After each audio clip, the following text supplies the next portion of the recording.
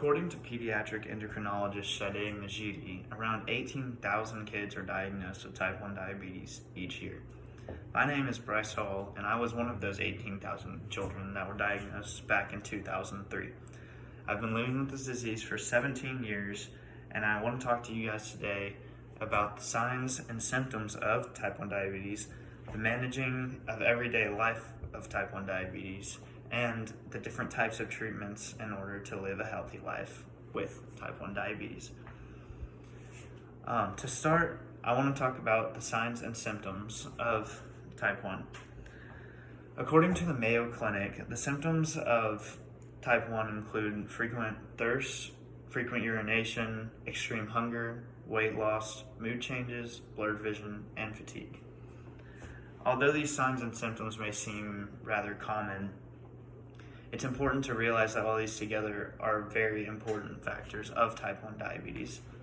A lot of endocrinologists or diabetic doctors misdiagnose type 1 with the common cold, flu, strep throat, things along those lines, which is very dangerous because you could be getting treated for a disease that you don't even have, as well as you're still not receiving the proper treatment for type 1 diabetic.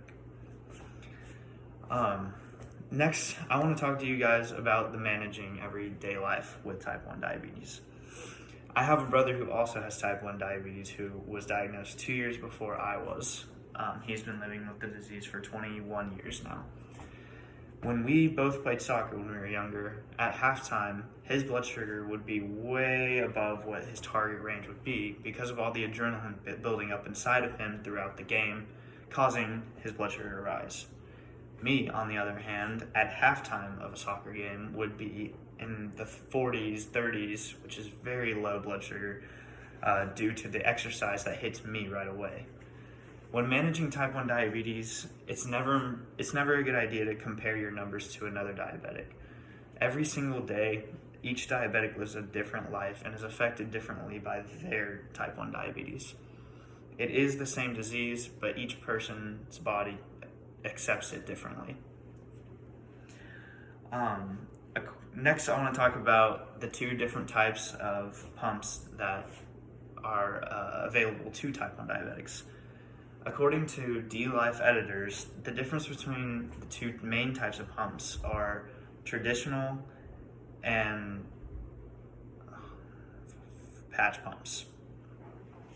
Traditional pumps have fine tubes, as so, that connect to the body from your pump in order to give you a steady rate throughout your day, as long as correcting for the different blood sugar or the different snacks and meals that you eat, as long as suspending your insulin when your blood sugar is going low.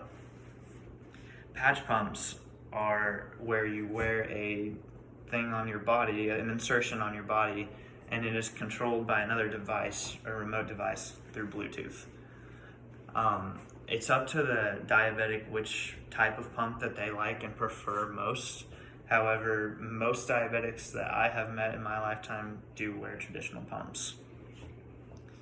In conclusion, diabetes can be a very scary disease. However, when managed correctly, it is nothing more than the average life.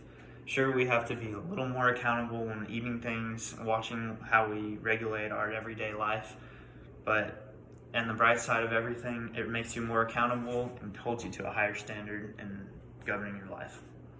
Thank you guys for listening.